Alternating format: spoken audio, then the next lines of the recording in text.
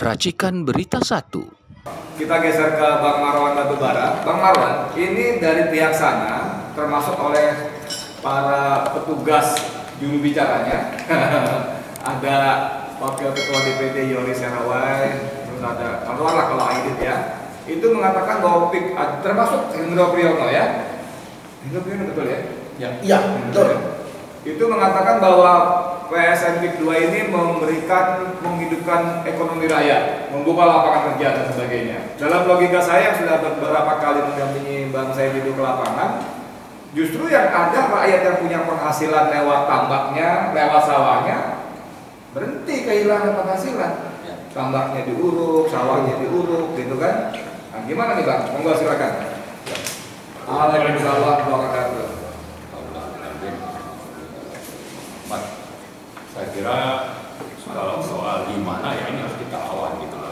Ya. Dan itu mereka terus menebar ancaman dan kebohongan. Ya. Kejahatan ingin ditutupi dengan kebohongan dan dilakukan oleh orang-orang yang punya jabatan tinggi atau bekas jenderal misalnya.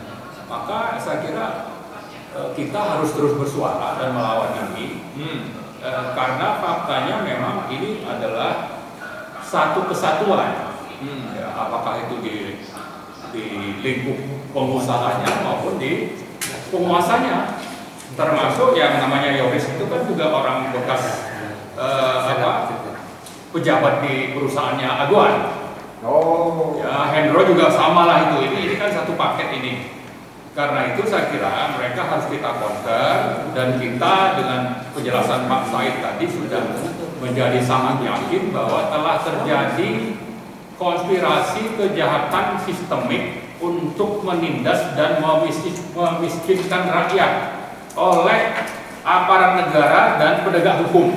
Ya, ini yang melakukan, dan itu fakta di lapangan sudah menunjukkan bahwa pengusaha ini misalnya menggunakan nama perusahaan Pupuk Mandiri Lestari. KML ini pemiliknya adalah Aguan 50% dan Salim 50%. Dan ini kan seolah-olah nama dari Aguan atau Pani itu disembunyikan. Yang beroperasi menindas dan memiskinkan rakyat itu ya si MKL ini, ya, KML, Pupuk Mandiri Lestari. Mereka yang beroperasi.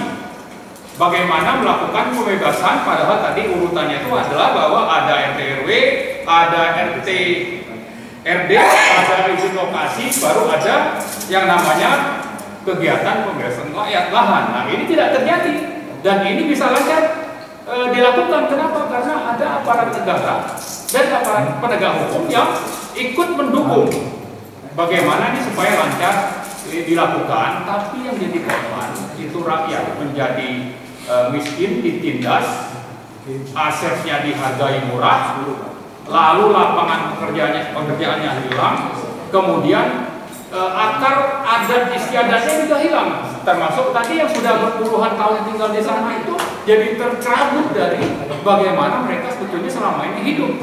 Dan itulah yang saya kira perlu terus kita suarakan. Dengan semakin ke belakang ini semakin banyak fakta bukti yang menunjukkan terjadi penindasan dan kejahatan sistemik oleh penguasa dan pengusaha yang kita sebut sebagai oligarki. Maka ini harus terus kita lakukan perlawanan, tidak boleh berhenti, tidak boleh kendor.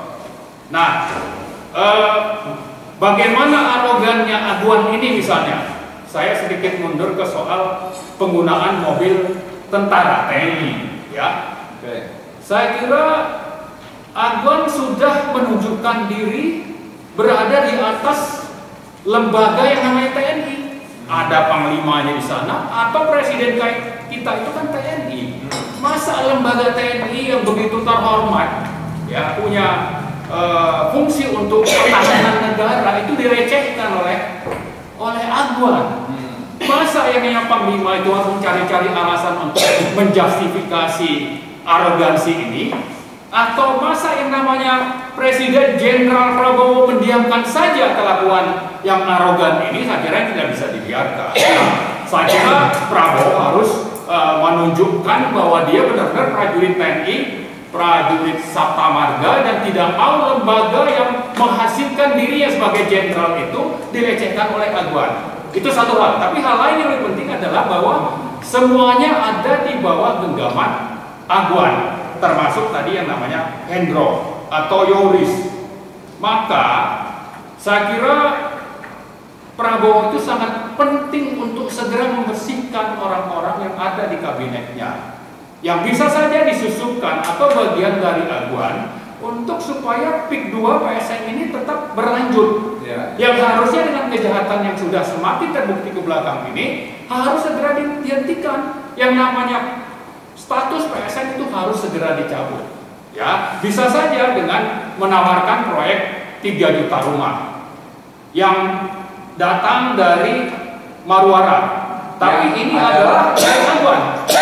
Ya kan, udah bisa saja bahwa yang namanya Prabowo merasa wah ini adalah sesuatu yang mendukung, padahal bisa saja ini adalah perangkap, perangkap untuk supaya aguan ini bisa tetap melanjutkan proyek PSN keduanya. Termasuk juga yang namanya Nusron.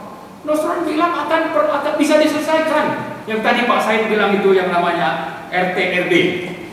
Ya kan, akan melakukan rapat koordinasi lintas kementerian dari RH, dari Kehutanan, ya, dari Kementerian Keuangan mungkin yang relevan juga.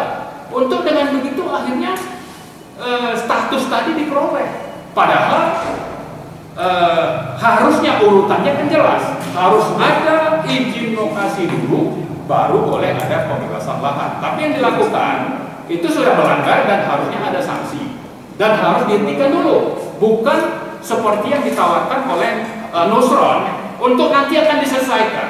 Nah, menteri ini juga perlu nih hati-hati Prabowo, karena ini berada di bawah lingkungan Golkar.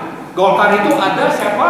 Ada Erlangga yang menerbitkan Permenko nomor 6 2024 sebagai payung hukum untuk PSN, PIK 2 dan 13 PSN lain yang milik swasta. Jadi karena itu saya kira kita akan terus bersuara di samping membangkitkan kesadaran dan perlawanan rakyat.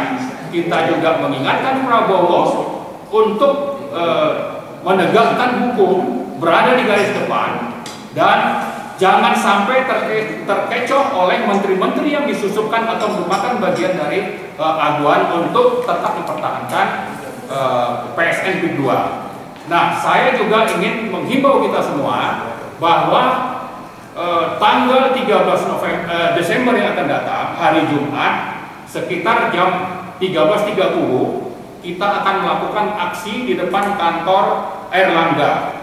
Ya, teman-teman Ormas dari Banten itu akan ikut berpartisipasi, termasuk juga dari APP TNI, ya, teman-teman alumni dari UI, dari ITB, dan dari mahasiswa akan hadir untuk menuntut supaya status PSN PIK 2 itu segera dicabut.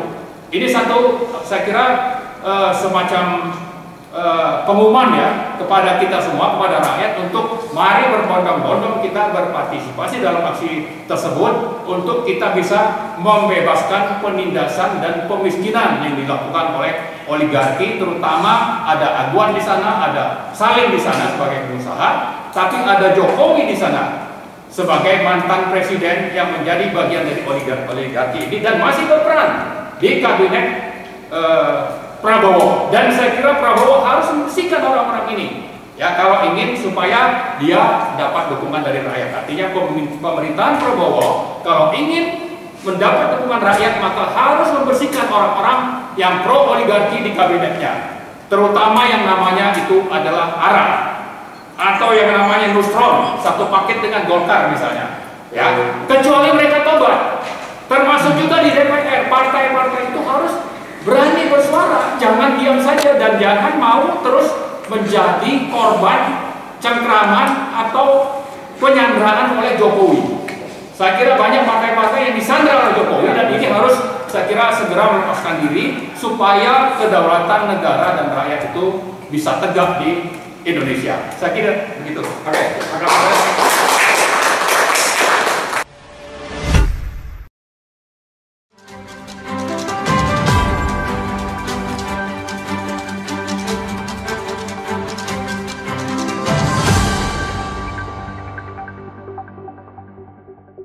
Racikan Berita 1.